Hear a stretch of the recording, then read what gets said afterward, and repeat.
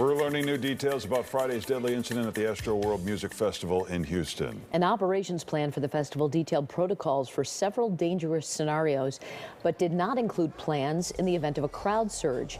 8 people were killed, dozens injured when thousands of fans surged toward the stage during Travis Scott's performance. A 9-year-old boy is among those critically injured. He remains in a medically induced coma.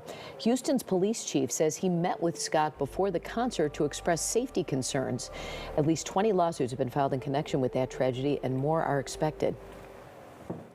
Joining us now is Paul Wertheimer, the founder of Crowd Management Strategies. He authored the first safety guidance for concert crowds in the U.S. Good morning. Thank you for joining us this morning.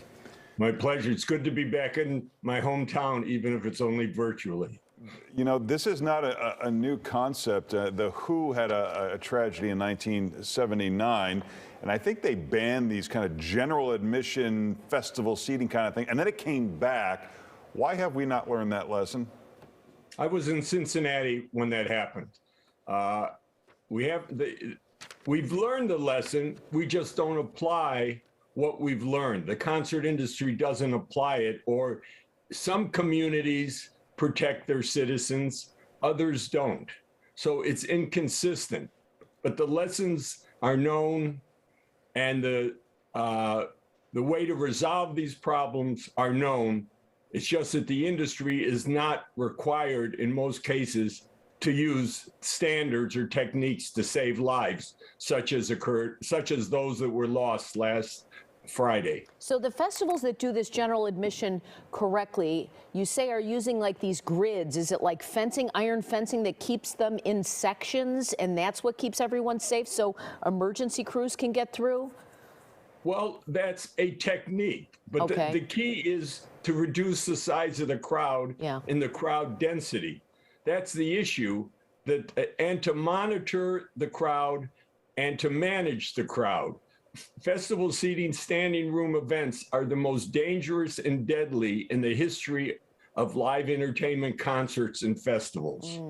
And so I would imagine that there are a number of different people or entities responsible for this. How much do you feel is on the city, that I'm sure has to give some kind of permit for security clearance, the promoter, the artist? Where does the responsibility lie? Well, you pretty much named them.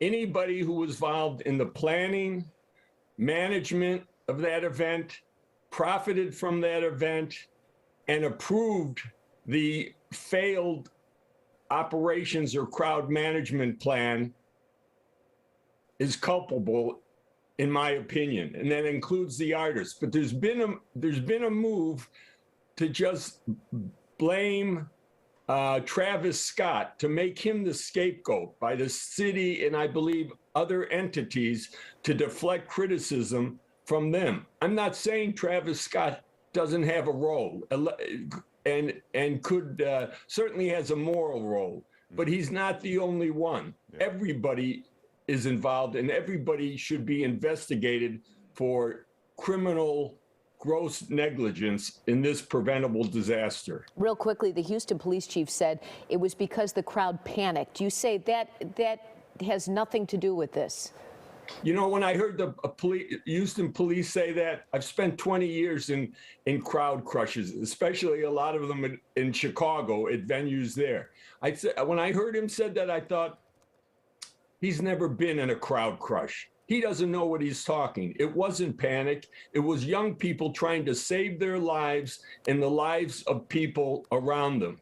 Panic is when you have a rational choice to resolve your problem. When you're getting crushed, and this is what killed people, by the way, not the surges. They're bad enough, but it was the crushing that killed people. When you're getting crushed and you can't move, the only option you have is self-preservation. Wow. Well, Paul Wertheimer, thanks so much for joining us this morning. We appreciate it. Thank you. My pleasure. Thank you.